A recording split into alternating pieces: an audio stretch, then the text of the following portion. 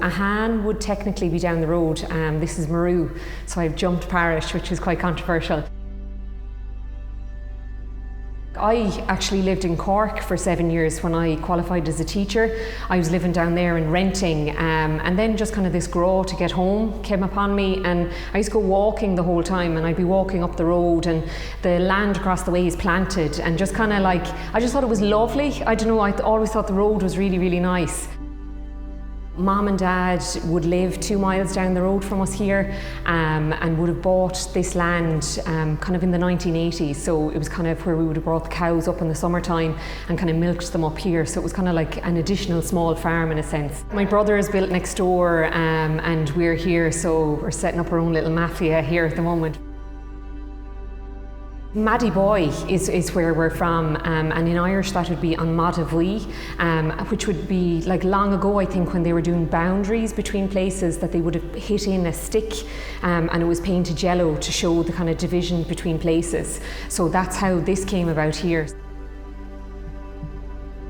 I suppose I grew up at home on the home farm, and this was always kind of the place we came in the summer. Like, this is the place that I came with my friends climbing bales, and you know, that kind of thing. It was kind of a, you go to place and leave. But I still look out and kind of can't believe we're like sunk in this little spot in here, but I do, I love it, yeah. We went with an ICF build and an L-shaped house design.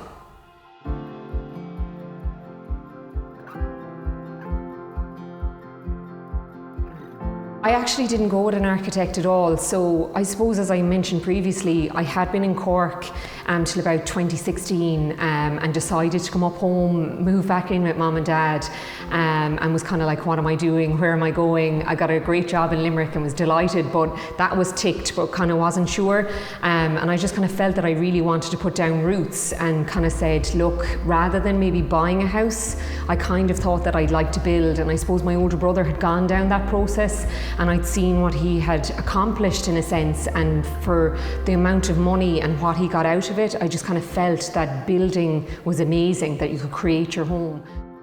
For what it was going to be now, it has changed slightly in what we have here now and stuff, but the overall kind of L-shaped, old meets new, stone, clean lines, all of those things were always in my head. In a dream world, I kind of went off to the engineer and I had all these plans kind of done myself and all these mad things done, and kind of had all these ideas for like zinc canopies, and you're going to put this, that and the other, and it does come down to cost at the end of the day.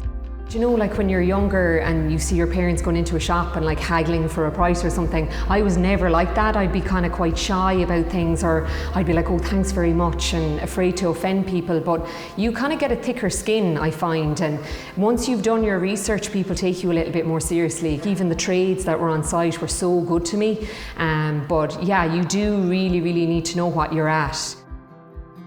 I think if you kind of go in and just expect the house to kind of fall into place, it's not going to happen with a self-build. Like there's a lot involved in it, and it is intimidating, but I do think it's almost like kind of growing up. You grow up with the house yourself, you get a little bit tougher, you get a little bit more savvy, and like it's better to have the €10 in your pocket than somebody else's.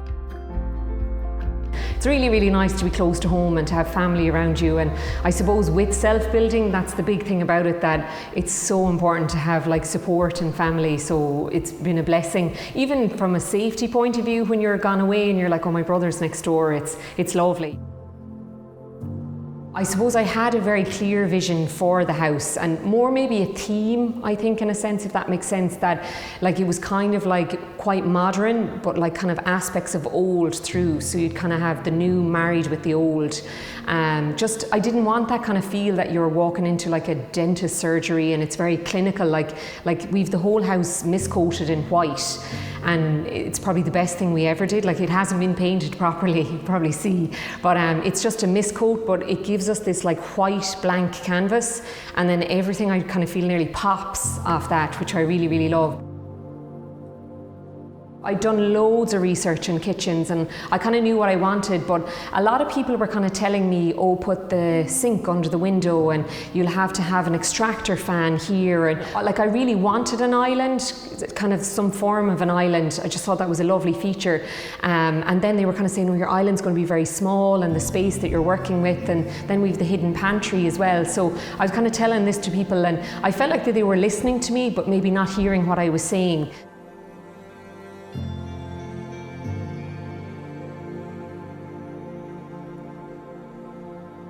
When you actually live in a home, you get such a different feel for it. Like that, you just kind of see a room in a different light. I think you have to stay really strong until the end, and like little things, like I had this image in my head that I wanted to go with like old school skirting. That was one thing, that just something really, really small and minimalistic and that you didn't really see. And I'd found it and like researched about it and found a company that did it. And when I went to them, the rep there was like, oh, you're absolutely mad. That's not gone in since the 80s and who does that? And that got in my head. What you see and maybe what a trade might see is very, very different. Like they're looking at a specific job. You're looking at the whole kind of canvas, I think, in a sense, whereas they're looking at a very kind of like isolated part of the job. So yeah, I would definitely say to kind of stick to your guns and your gut as much as you can, because it's your house at the end of the day and you don't want to be pleasing somebody else. You want to have what you love. I love the stairs and I love the corner window there. I love it from the outside, I love it from the inside. Yeah, it's fab. It was kind of, that was something that like my whole idea like was that you would come in the front door and it would be kind of peeking in the corner and you'd be like, oh, and then you'd go around and kind of see it.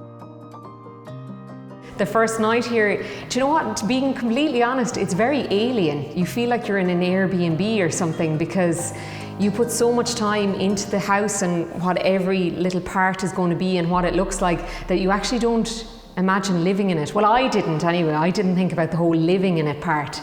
So when I woke up in the morning, it was a bit like, oh, this isn't usually the side of the bed that I'm at, or the locker is a bit weird here. I personally, Harry was delighted. He like walked in the door, closed the door, and couldn't have been happier to be here. I found it a bit weird. I think I don't know, maybe is it girls or something, I'd invested so much in the house that I actually didn't take the time to reflect on the actual getting in.